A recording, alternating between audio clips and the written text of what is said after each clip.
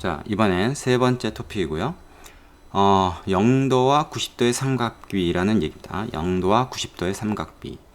앞에서 우리가 0에서 90도 사이, 그러니까 예각이죠, 예각.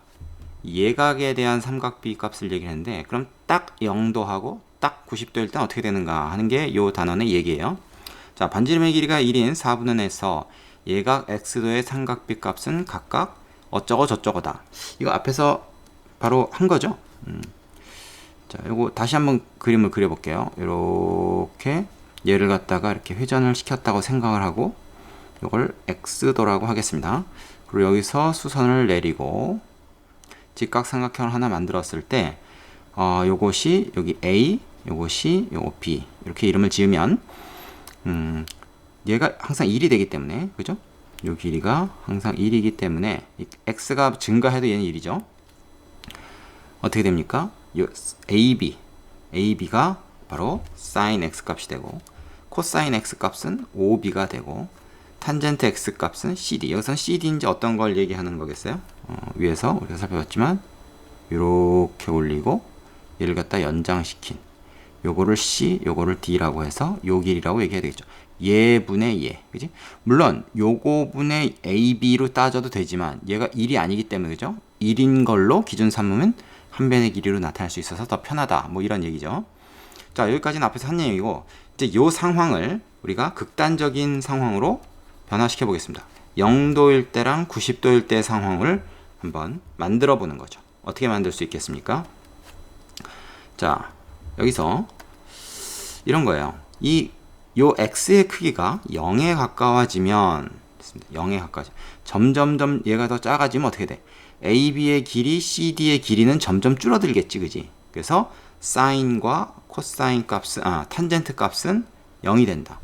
이 AB의 길이가 사인 값이고 CD의 길이가 탄젠트 x 값이니까 걔네들은 x가 줄어들면 줄어들수록 어떻게 해서 한번 생각해 보세요. 점점 더 작아져서 나중엔 0이 될 거다. 코사인 0도 어떻게 되겠습니까? OB의 길이가 코사인 값인데 점점점 이게 아래로 내려오면은 이 길이는 OD, 여기에 가까워지겠죠. 그래서 1이 된다. 그죠? 이걸 좀 외워둬야 되겠어요. 그 다음에 x가 점점 이번에 커져가지고, 그지? 이 90도에 가까워지는 겁니다. 그러니까 어떤 상황이 되는 거냐면 점점 이렇게 x가 커지는 거죠. 이렇게.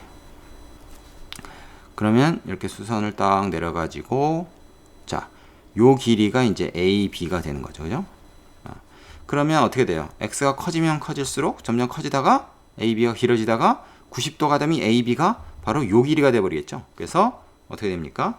sin 90도의 값은 1이 된다. 이렇게 얘기할 수 있다는 것이죠. AB의 길이가 0에서부터 시작해서 점점점 길어지다가 90도가 되면, x가 90도가 되면은, 물론 x가 90도일 때 이제 삼각형 자체를 그릴 수가 없긴 한데 이론적으로는 얘가 1에 가까워질 것이다, 이렇게 예측할 수가 있겠죠. 그리고 코사인 90도는 어떻게 되냐? OB의 길이는 반대로 점점 짧아져서 이 반지름이, 이 빗변이 딱 여기에 갖다 붙는 순간 요 길이는 0이 될 거다. 그래서 코사인 90도는 0이다. 이렇게 할 수가 있죠.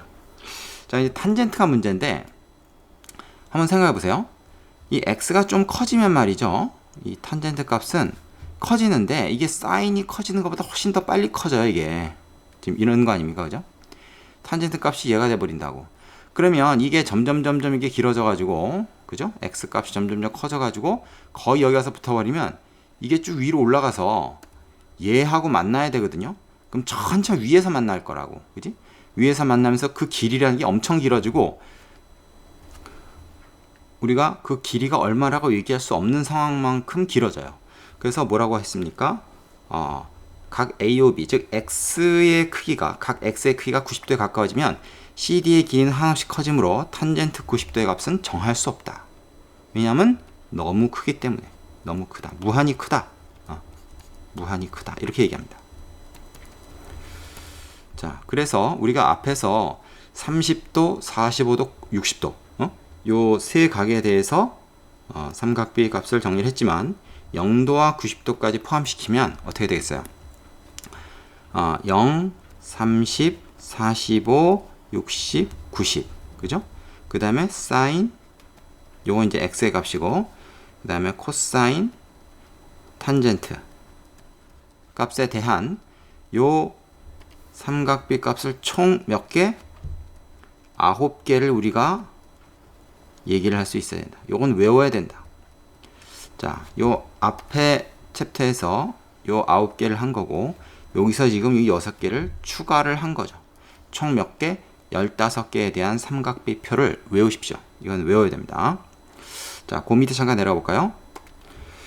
자, 이미 한 얘기지만 0도에서 90도 사이, 여기 등호도 있습니다. 0도도 되고 90도 되고 0도 이상 90도 이하일 때 x가 x값이 증가함에 따라서 sin x 값은 0에서 1까지 증가한다. 그 다음에 코사인 x 값은 0에서 1까지 1에서 0까지 감소하는 거죠. 그래서 코사인 값도 0에서 1 사이 값밖에 가질 수가 없어요. 사인하고 코사인은 중요한 건 0과 1 사이에 있는 값만을 갖지 거길 넘어갈 수가 없습니다. 음수도 될 수 없고 1보다 큰 값도 될 수 없다. 그죠? 근데 탄젠트는 0에서 1까지 증가하는데 한없이 증가한다. 그죠? 얘는 1도 넘어서고 뭐 2, 3, 100 얼마든지 커질 수 있다. 음수는 물론 될 수 없죠. 자, 요것도 좀 기억을 해 두시기 바랍니다. 그래서 사인하고 탄젠트는 증가한다. x가 증가하면 같이 증가하고 코사인은 감소한다. 그리고 사인과 코사인은 그 값의 범위가 0과 1 사이를 넘어설 수 없다. 탄젠트는 양수이면서 한없이 커진다. 얼마든지 클 수 있다. 뭐 그런 겁니다. 자, 여기까지 다 정리되시죠? 위에 그림 꼭 이해하시고요. 요거 꼭 외우고 넘어가야 됩니다. 요 삼각비표 15개 값. 자, 밑에 확인 문제 해보시고 마지막 네 번째 챕터로 가겠습니다. 자, 네 번째 마지막은 삼각비 표입니다. 이건 뭐냐면 삼각비 값을 표로 정리한 거예요. 우리가 앞에서 이제 살펴본 특수각 0도, 30도, 그 다음에 45도, 60도, 90도 같은 각.